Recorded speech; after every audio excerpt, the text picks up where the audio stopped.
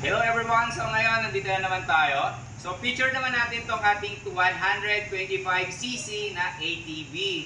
Okay, so ito, good for small to medium na adult or bata, pwede sumakay. So sa akin, as magpa 5'6 or 5'7 na height ko, yeah, so komportable talaga ako dito na once na sumakay. Okay, isa pa, ito ay meron siyang shift gear na hanggang 3. Okay? So, ito ay semi-automatic. Ang semi-automatic po na tinatawag natin ay yung wala po siyang clutch. Okay, so more on, meron lang siyang shifting. Okay, so 1, 2, 3, shifting tayo dyan. Ayan, so 1, 2, 3, shifting. Ayan. So, ito po, try natin siya i-start. Okay. Okay, so neutral. Okay, neutral. Okay. Camera. Ayan.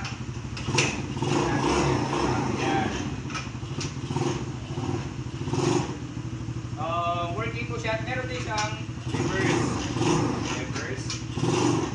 Ayan. Okay. At the same time, meron din siyang LED bar dito.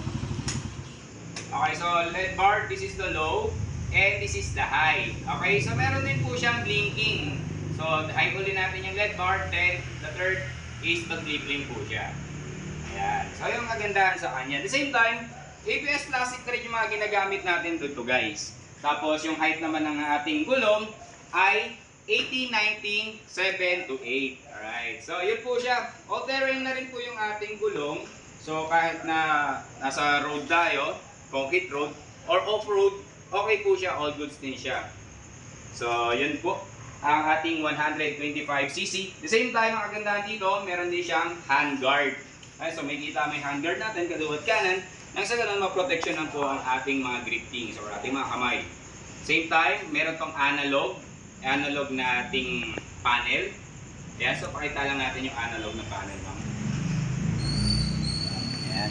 So ito po yung analog panel natin. Ang ilaw lang po niyan ay once na nag-ilaw po tayo. Okay, check natin.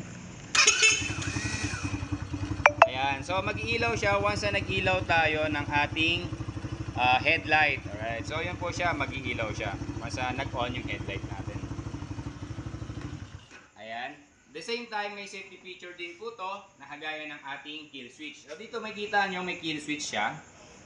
Ayan, may kill switch. So once na halimbawa naka-on tayo, start lang natin. Ayan, so pwede tayong mag-turn off gamit tong kill switch. Ayan, so off na po siya. Same time, for safety, kapag magpa-park tayo, meron din tayong handbrake. So ito po yung handbrake. So press lang natin lever, tapos press na natin yung handbrake. Itong button na to. Kaliwat kanan po yan sa harap likod po. Ayan, harap likod ang kanyang function. So sa disc naman, sa ating braking system, meron tayo ditong disc. Okay, naka-disc brake po tayo. So may kita nyo, disc brake. Ayan, so wait lang po. Ayan, nakikita nyo. Ayan, naka-disc brake po siya. Ayan, so ito po, makikita nyo. Disc brake yung harap. At the same time, sa likod din po, meron tayo ditong disc brake din. So mono, disc lang meron tayo dito. Ito po, makikita nyo, naka-disc brake siya. Ayan, kitang-kita. Ayan po. And dual pipe. 1 and 2, pero slack pipe lang po siya. Hindi siya maingay. So, hindi siya bulabog. Okay po. So, thank you so much po. Muli, JS Toy Store, ang inyong lingkod.